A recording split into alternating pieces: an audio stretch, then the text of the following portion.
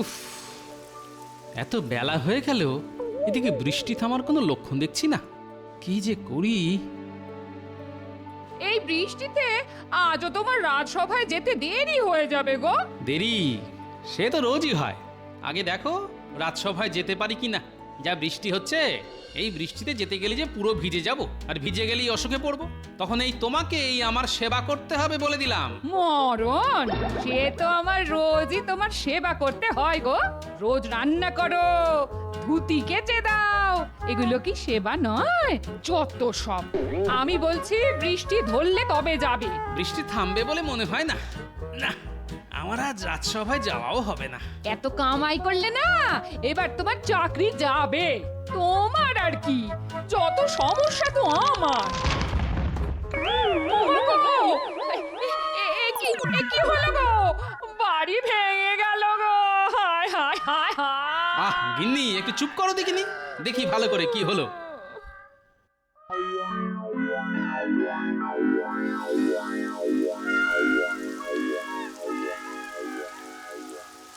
কি গো, তুমি আবার দাঁড়িয়ে ভিজছো কেন গো?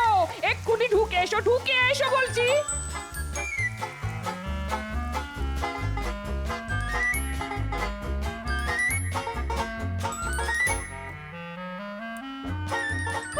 অনেক হয়েছে ওই মাথা মোছা।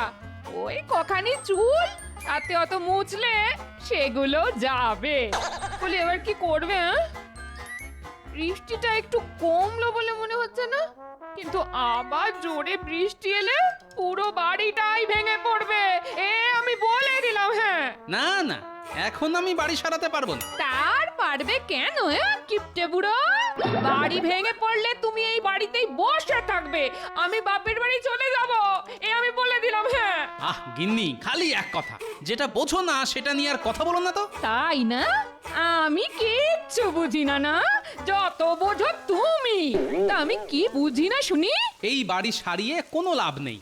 এটা তুমি ঠিক বলেছো, আমার বহুদিনের শখ একটা দোতলা বাড়ি। বাবা, বহুদিনের শখ, আগে তো বলনি, এই প্রথম শুনলাম। বললে কি আর তুমি পারতে? এখন বানাও, একটা দোতলা বাড়ি বানাও তো।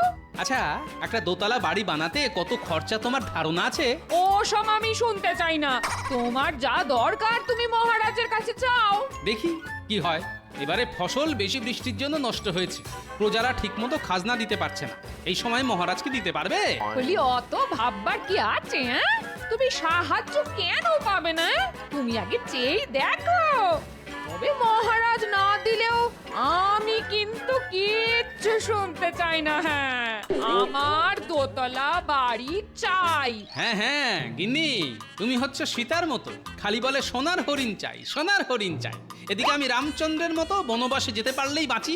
আগে দোতলা বাড়ি বানাবে, তারপর তুমি বনবাসে যাও আর যেখানে খুশি যাও, আমার কোনো মাথা ব্যথা নেই।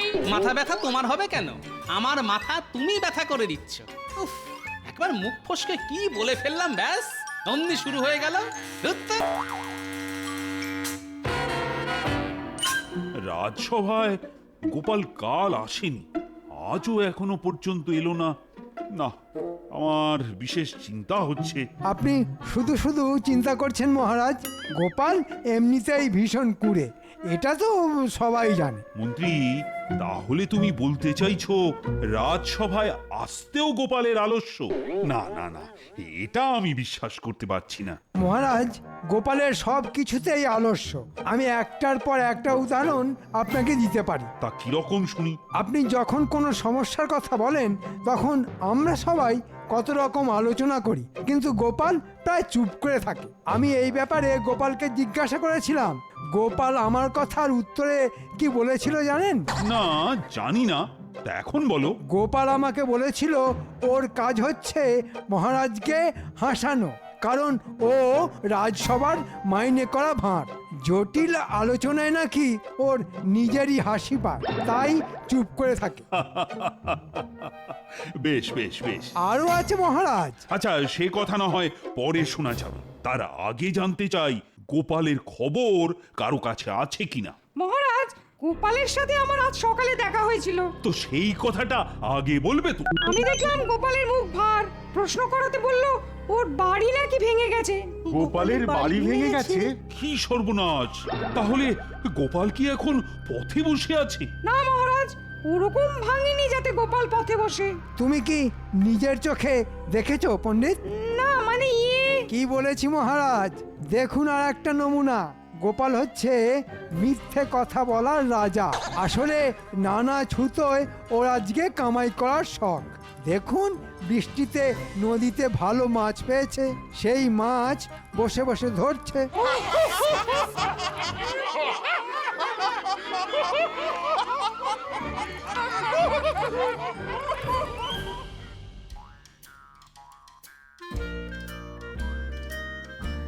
না, আজকে দেরি হয়ে গেল।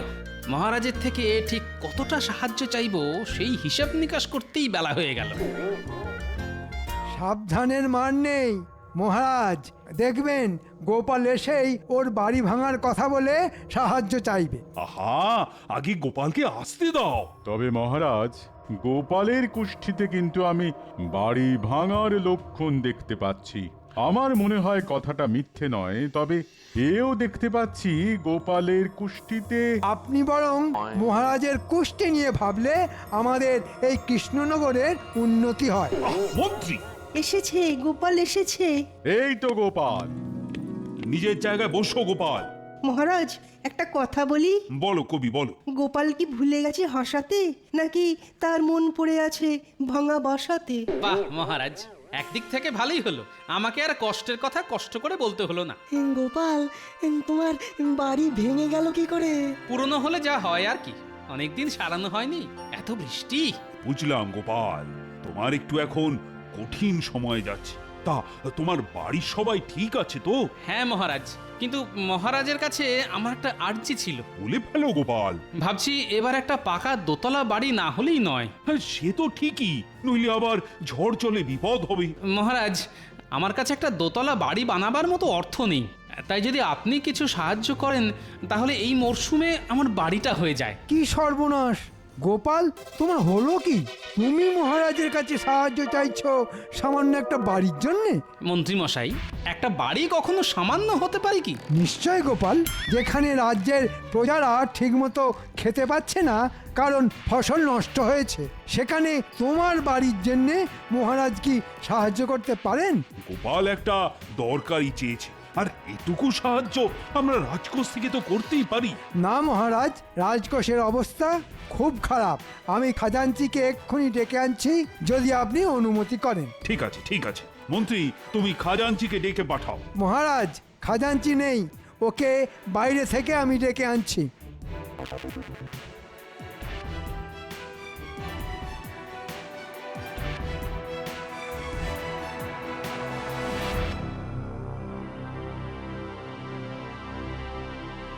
মন্ত্রী মশাই, না বলছি, আপনি আমাকে এখানে ডেকে আনলেন কেন? মানে আপনি বললে আমি সোজা রাজসভাতেই। এত কথা বলো না খাজাঞ্চি, আমি যা বলছি মন দিয়ে শোনো।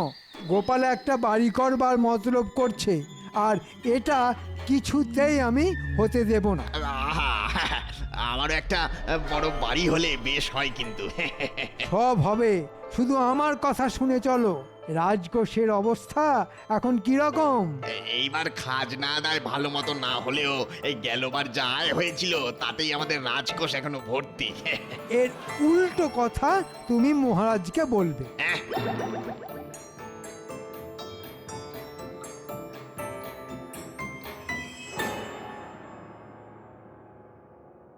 মন্ত্রী, তোমার অনেক দেরি হলো যে। মহারাজ, আমি খাজাঞ্চিকে খুঁজেই পাচ্ছিলাম না। খাজাঞ্চি ওর বাড়িতে ছিল না। ওরও মহারাজ বাড়ি অনেকটা ভেঙে গেছে, তাই নির্জনে বসে কাঁদছিল, তাই না খাজাঞ্চি? আগে হ্যাঁ মহারাজ, মানে ভাবতেই আমার এখন কান্না পাচ্ছে। আচ্ছা আচ্ছা, ঠিক আছে, এখন কেঁদো না। মহারাজ, আমাদের খাজাঞ্চি শুধুমাত্র ওর বাড়ি সারাতে চায়, সেটা প্রয়োজন, আর সেটাও করা যাবে না। আপনি খাজাঞ্চির মুখ থেকেই শুনুন। মহারাজ, আমাদের খুব দুর্দশা চলছে। আমাদের না প্রজাদের খাজাঞ্চি? আমি প্রজাদের কথাই বলছি মহারাজ। এই অবস্থায় রাজকোষের ভাঁড়ার শূন্য। এখন আমি মরে গেলেও আপনার থেকে সাহায্য নিয়ে আমার বাড়ি সারাতে পারবো না মহারাজ। আহা, দেখেছেন মহারাজ, দেখেছেন কি অসামান্য দেশভক্তি। আর গোপাল সেখানে একটা আস্ত বাড়ি, তাও আবার দোতলা। হ্যাঁ, আমাদের রাজকোষের এত খারাপ অবস্থা হলে তো দেখছি নবাবের কাছে মুখ দেখানোই দায় হয়ে উঠবে। এই সব হলো মন্ত্রীর শয়তানি, আমি বেশ বুঝতে পারছি, কিন্তু উপায় আমি খুঁজে পেয়েছি। মহারাজ, আপনি চিন্তা করবেন না, আমি নিজে নবাবের কাছে গিয়ে প্রজাদের দুর্দশার কথা বলে খাজনা মকুব করতে বলবো। বলবে গোপাল, বলবে। হ্যাঁ, তুমিই পারো। নবাব তোমাকে পছন্দ করেন বলেই তো আমি জানি। কিন্তু গোপাল, তুমি নিশ্চয়ই বুঝতে পারছো যে প্রজাতির এই অবস্থা আর রাজকোষের এই অবস্থা, সেখানে তোমার পাকা দোতলা বাড়ির জন্য অর্থ সাহায্য করা মানে এই মুহূর্তে সম্ভব হচ্ছে না। আমি বুঝতে পেরেছি মহারাজ, হ্যাঁ, আপনি নিশ্চিন্তে থাকুন, এখন আপনার সাহায্য করার প্রয়োজন নেই। এই বিলাসিতা যে এখন করা উচিত হবে না, এটা গোপাল তুমি বুঝতে পেরেছো, এটাই যথেষ্ট। আগে হ্যাঁ মন্ত্রী মশাই, আমি সবটাই বুঝতে পেরেছি। ব্যাটার ঠিক কি বলতে চাইছে আর কি ধান্দা নিয়ে নবাবের কাছে যাচ্ছে কিছু বুঝতে পারছি না।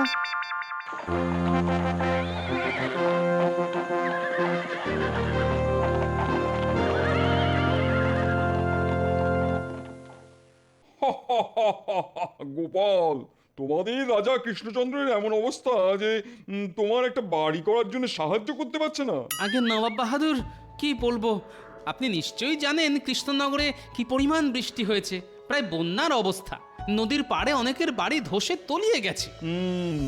দুদিন পরে আমার এই মাটির বাড়িও নদীর বুকে তলিয়ে যাবে, তাই বাড়িটা করা খুব প্রয়োজন। গোপাল, তোমাকে তো আমি বহুদিন আগেই আমার দরবারে চেয়েছিলাম। তোমার মতন একজন রসিক লোকের আমার খুব প্রয়োজন। তুমি আর তোমার গিন্নি এই মুর্শিদাবাদে এসে থাকতে পারো। আগে তা হয় না নবাব বাহাদুর, কৃষ্ণনগরের সঙ্গে আমার আত্মার টান, আমার সবকিছু তো ওখানেই কিনা। আর তুমি কি না মুর্শিদাবাদে এসেছো নবাবের কাছে বাড়ি তৈরির সাহায্য প্রার্থনা নিয়ে? আমি অনেক আশা নিয়েই এসেছি নবাব বাহাদুর। তোমাকে সাহায্য আমি করতেই পারি, কিন্তু কেন করব সেটাই হলো আসল কথা। ঠিক বলেছেন হুজুর, আসল কথা হলো আমরা কেন সাহায্য করব? তোমাকে দিয়ে আমাদের কোনো উপকার কবে হয়েছে বলো? নবাব বাহাদুর, আপনি যা কিছু করবেন সেটা আমাকে ভালোবেসেই করবেন, এটাই আমার আশা। আমি জানি আপনি আমাকে নিরাশ করবেন না। বেশ, আপনার কাছে আরেকটি আর্জি আছে। আবার কি?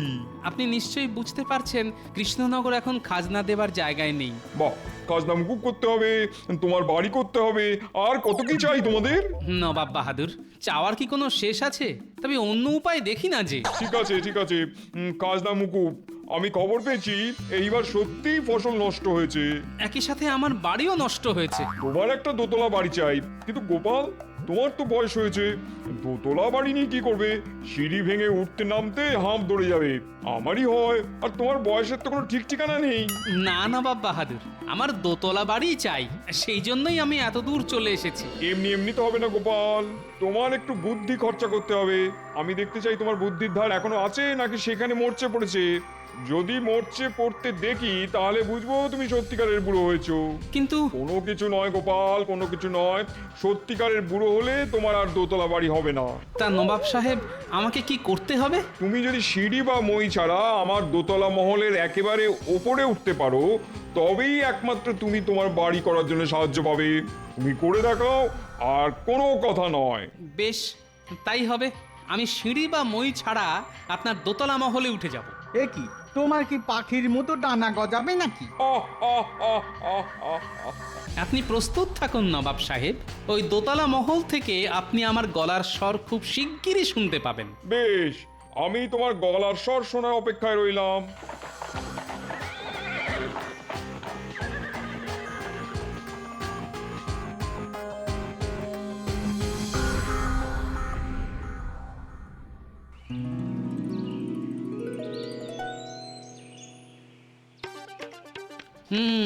খুব বড় মুখ করে তো নবাব বাহাদুরকে বলে দিলাম, কিন্তু মাথায় যে কিছুই আসছে না।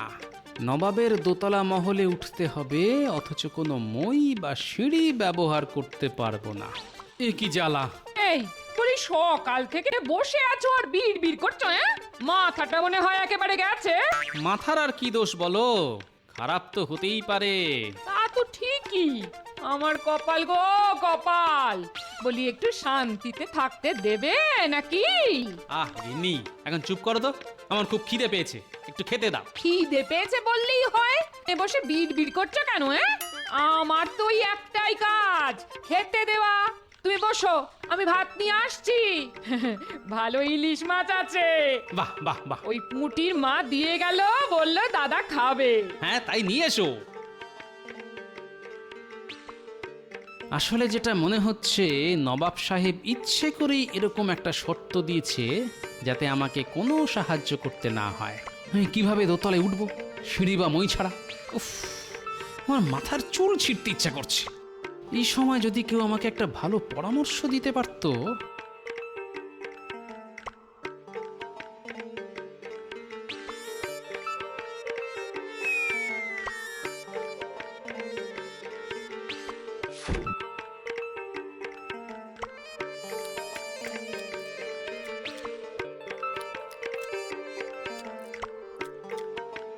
আরো একটা মাছ দাও দেখি, আর কয়েক হাতা ভাত দাও। বাবা, লোকের মুখে শুনি বয়সকালে খাওয়া কমে যায়, এর দেখি উল্টো। যতদিন যাচ্ছে তত খাওয়া বাড়ছে, বেড়েই যাচ্ছে। খেতে হবে না, কত চিন্তা আর পরিশ্রম বলো তো আমার। পরিশ্রম করলেই আমার খিদে বেড়ে যায়, বুঝলে? কি ছাইপাঁশ বসে বসে চিন্তা করছো আর বলছো কিনা পরিশ্রম করছো? তোমার কোনো কাজ নেই, সারাদিন ঝুড়ি ঝুড়ি খাও আর হাতির মতো ভুঁড়ি বাড়াও। কি বললে গিন্নি? হাতি? বাহ গিন্নি, তোমার জবাব নেই। আমলো যা, হাতির কথা শুনে এত আনন্দ হলো কেন? ভীমরতি একেই বলে। ওর নাম কি মাহুত? নাম ওর চঞ্চল, কিন্তু কিন্তু ও খুব শান্ত হাতি, যা বলি তাই শোনে। বাহ, তাহলে তো বেশ। এই শোনো, মুর্শিদাবাদ যেতে হবে, বুঝলে? অনেকটা দূরের পথ। তা তোমার চঞ্চল শান্ত থাকবে তো? আগে উপযুক্ত পারিশ্রমিক পেলে চঞ্চল শান্ত থাকবেই। হ্যাঁ হ্যাঁ, বুঝেছি বুঝেছি। আগে চলো, ঠিক মতো থাকলে পারিশ্রমিক নিয়ে চিন্তা করতে হবে না। আজ্ঞে হুজুর, যথা আজ্ঞা।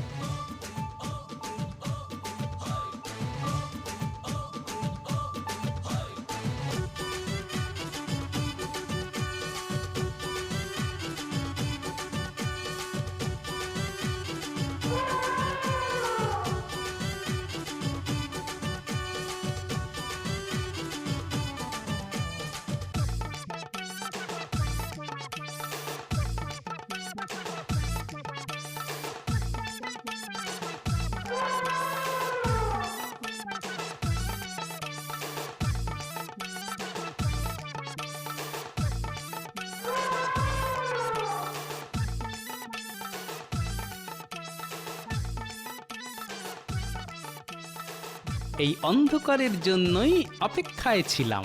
চল রে চঞ্চল, আস্তে আস্তে ওই দোতলা মহলের পিছনে গিয়ে দাঁড়াই।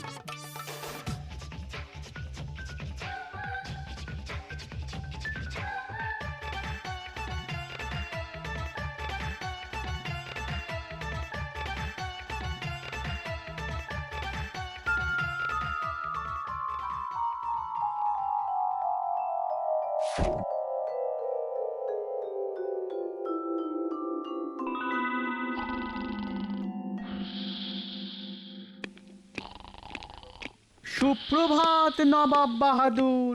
মার্জনা করবেন নবাব সাহেব, কিন্তু এমন একটি ঘটনা ঘটেছে যে আপনার ঘুম ভাঙাতে বাধ্য হলাম। কি ঘটনা উজির? আমাদের এই দোতলা মহলের বারান্দায় গোপালকে দেখা গেছে।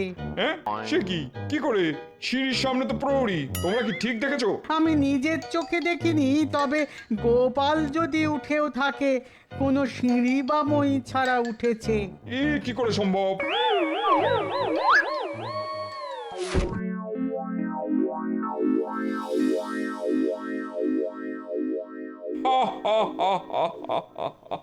কেউ নেই উজির। আগে যে গুজব ছড়াচ্ছে তার আমি গর্দান নেবো। নবাব বাহাদুর, তাই তো, টুকি কিন্তু গোপালেরই গলার স্বর। টুকি, কিন্তু ওকে দেখা যাচ্ছে না কেন? ভূত নাকি? নবাব বাহাদুর, টুকি উজির, শিগগিরই খবর নাও গোপাল মরে গেছে কিনা। গোপাল, টুকি গোপাল, গোপাল তুমি কোথায়? তোমাকে দেখতে পাচ্ছি না কেন? যদি মানুষ হও তাহলে সামনে এসো, আর যদি ভূত প্রেত অন্য কিছু হও তাহলে এক্ষুনি চলে যাও। না শুনলে নবাব সাহেব, ভূত হলে তো গর্দানও নেওয়া যাবে না। হ্যাঁ হ্যাঁ নবাব বাহাদুর, আমি মানুষই আছি বটে। তুমি উঠলে কি করে? চঞ্চল,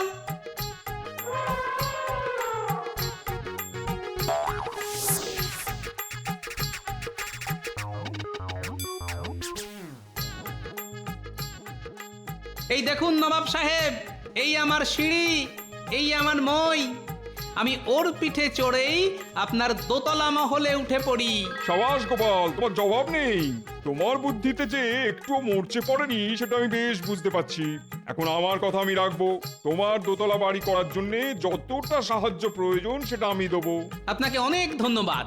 সবাই বলো নবাব বাহাদুরের জয়। না গোপাল, এটা তোমার বুদ্ধির জয়। জয় গোপালের জয়।